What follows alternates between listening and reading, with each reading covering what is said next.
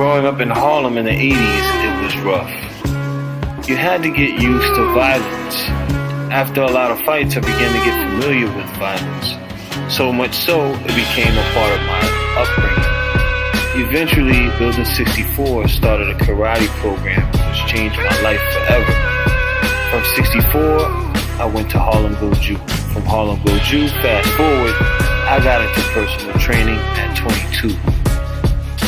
From there, grew fitness and later massage therapy. Along my journey, I've learned Kali and a bunch of other things to add to my life experience. Now I'm sharing it with you, the coach's perspective.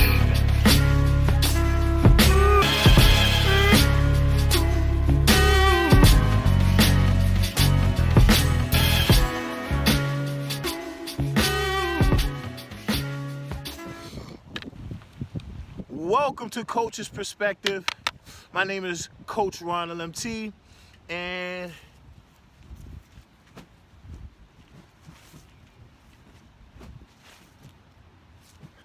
this is my perspective. Check it out. Of course, some of you know, some of you don't, but I am a fitness professional. I've been in the fitness industry for 17 years, been a martial artist for 29 years. I started off doing Goju karate, got into Thai boxing. I've also got into Jiu-Jitsu, Miyama-Ryu Jiu-Jitsu, and then Kali, and I've also done Kung Fu. But Kali has been my baby that I focused on now for at least 10 years, right? I started off with Senator Wali, and then after that, I got into Kali, Pakiti Tersha. So, what I love about Kali, Pakiti Tersha Kali, first of all, it's a blade art. We use the sticks because of history, etc., and also it teaches you how to orient yourself, your arm position, body, all together, and get you ready for knife attacks. It teaches you knife attacks, right? Or attacks with the blade, the sword. So, here I go. My sword here. Okay. So, what I love about it is, for working out, it's great, right? The reason it is because you have different body mechanics and movements that are natural for the body, right? You can use a basic boxing stance to help you get into this form, and that'll be beneficial. The difference is, instead of in boxing, where you're here with the left lead, and Kali, we're here with the right lead. Why? Because in boxing, you're here with the left lead because you're using the jab, you're using the jab just to keep your opponent off you and to set your opponent up for other strikes and stuff like that, right?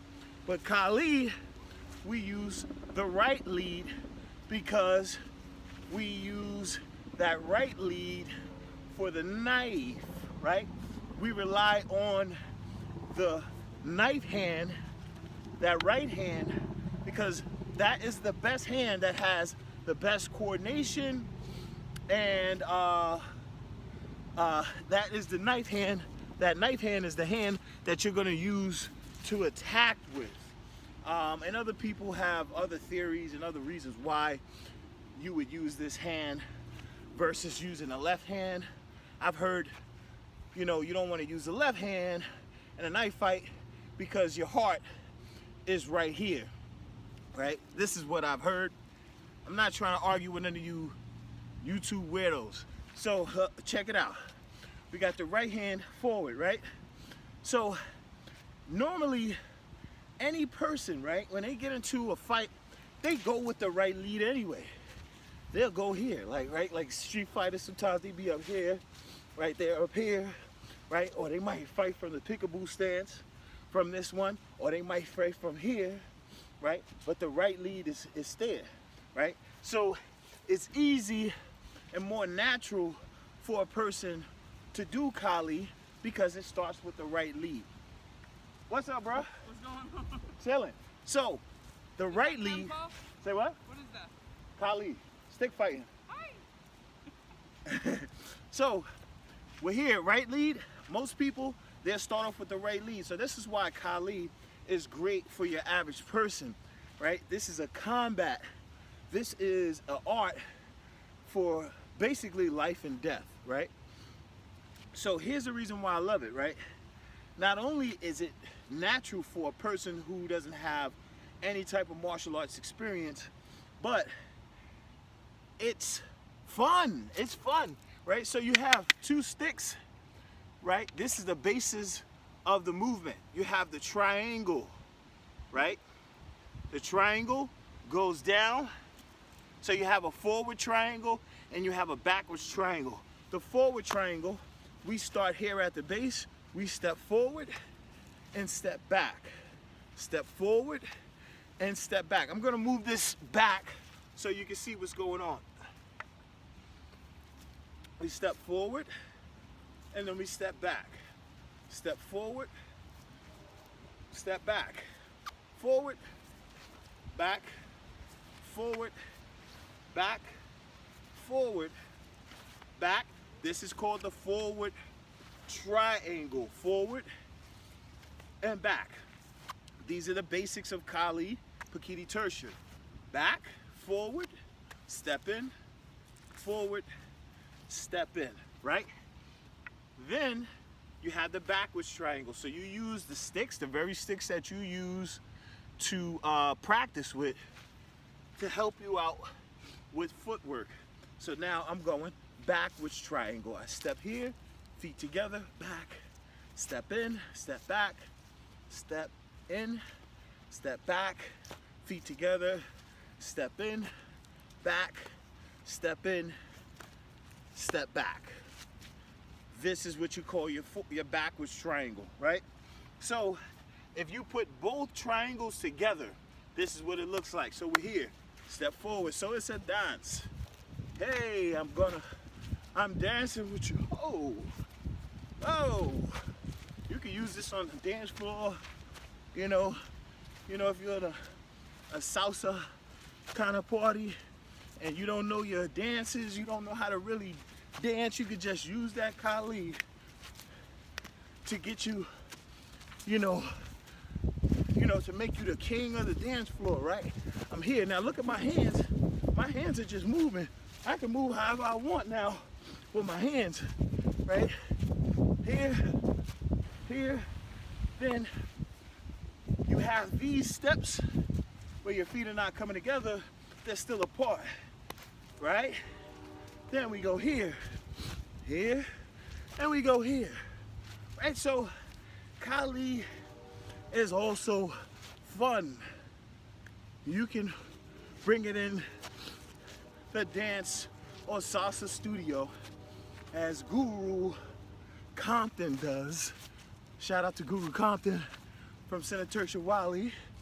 I learned from that brother first with Senator Tirtha Wali years ago.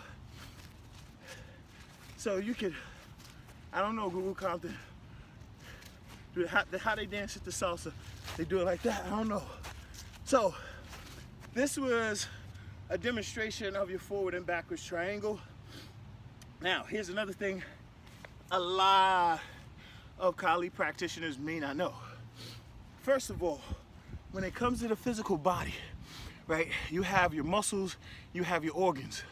These muscles and organs are wrapped like a saran wrap with fascia. This fascia is pretty much like a sheath that goes within the muscle fibrils on top, and they have lines that they follow. And these fascial lines go up and down, and also an X formations, right, inside of the body, right? This fascia keeps the muscles They hold them up, keep them intact, and also this fascia is also a how can I say, a mechanism that pretty much helps with proprioception, right? So whatever your muscle is feeling, not only does your muscle spindles catch the signal and brings it back to the brain, but also the fascia itself. Your fascia helps with proprioception. So the fascia, like I said, has lines up and down the body and also going across, right? Now with Kali, here are the strikes. This is the thing about these strikes.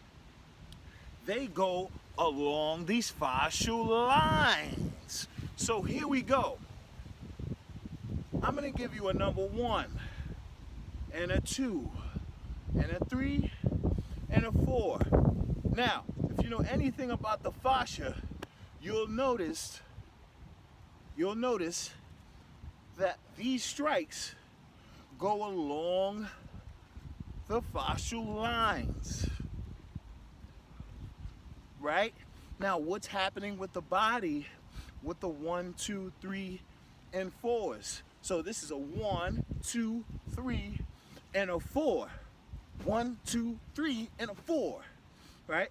Here, what's getting work? My shoulders are getting work. My rotator cuff muscle, it's getting work back here, okay? When I follow through with the strike, I have to hold this stick. What's getting work? My forearm. After training Kali for 20 minutes to an hour, depending on your conditioning, you'll start to feel your shoulders and your forearms. So what's happening as I go down here? I'm twisting and I'm getting work in my obliques and lower back, or core muscles, quote unquote. So I go 1, core muscles, upper body, 2, depending on who you practice with, right, who you taught by, sometimes the strikes come down, like in Senator Wally, right? They turn like this, right? What are you getting work on? You're getting work on the legs, right? So it's a full body workout. Number 3, I'm still getting shoulders. I'm also getting biceps here, right? And I'm leaning back some, working my back leg, right? My quad and my glutes at the same time. Then I come from underneath and I shift my weight forward again, and I come up with a number 4 cut. So it's a total body routine, Kali, and it works the fascial lines as well as it's fun. It's fun as well. It's fun. It's fun to train in. Not to mention, it's very dangerous if used properly. So let's go here. So we go to a knife. I don't have a knife currently, so we're gonna use some kind of blade. We're gonna use this sword. So the sword, for instance, the sword, this is a cut. You can do the same thing with a machete or any long blade that you can find, right? So I'll talk about that in the next video. Right now, I'm out. Subscribe to the channel, Coach's Perspective. This is just my perspective. And remember, I don't know everything, but I know just enough to train anybody in this world. You heard me? Later.